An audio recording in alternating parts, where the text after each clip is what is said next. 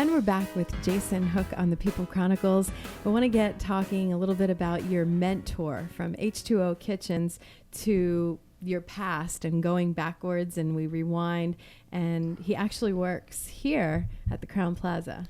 Yeah, and you know, we talked about this before about how I worked here when I was at Sheraton, and so when I was 16, I wanted to cook. That's when I decided that's what I wanted to do, and Chef Tim hired me at the Inn of Reading. So he was my mentor growing up when I was young in high school, and he's still a really good friend of mine.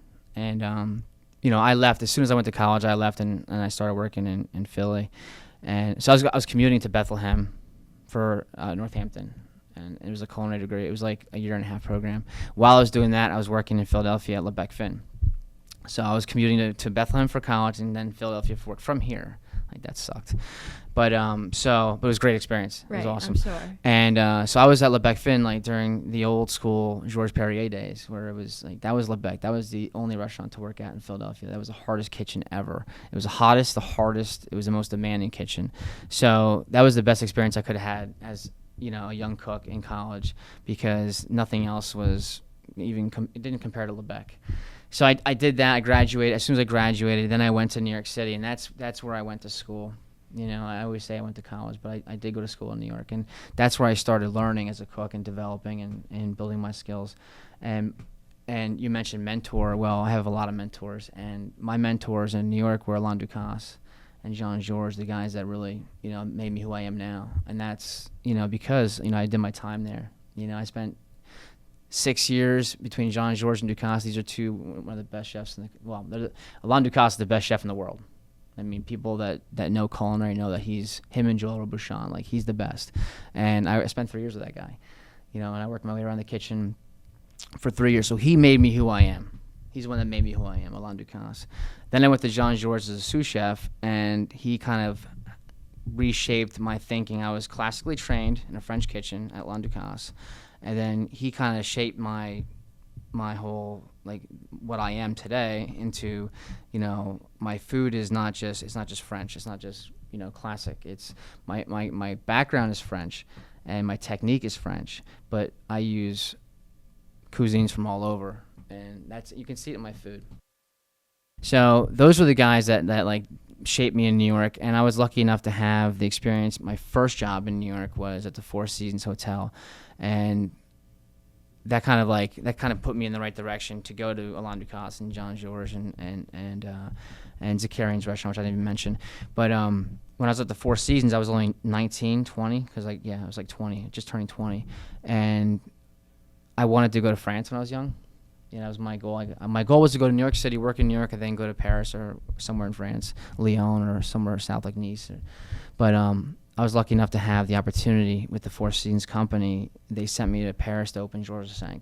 So I was only 21 when I went to Paris, and I got to spend 6 months opening a hotel for the Four Seasons Company in the kitchen under a chef, Philippe Lejeune, who's a Michelin 3-star chef. So my career now, like, I look back and I just work for some great people, you know, from here to New York to, you know, I was lucky enough to be able to work for some of the best, and, you know, and that's what made me who I am today. So, you know, I have my own style now, and I express it through H2O Kitchen, and I just look forward to being able to, you know, do these events here in this area, call this place home again, you know, and raise my son here.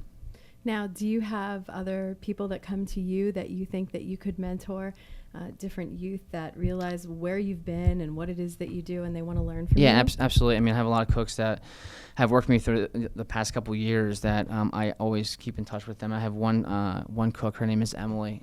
She's a student at Northampton. She just graduated this week, actually. Same program I went through, and I actually set her up with the instructors over there. I got her in early, which is great because there's like a year waiting list now to get in there.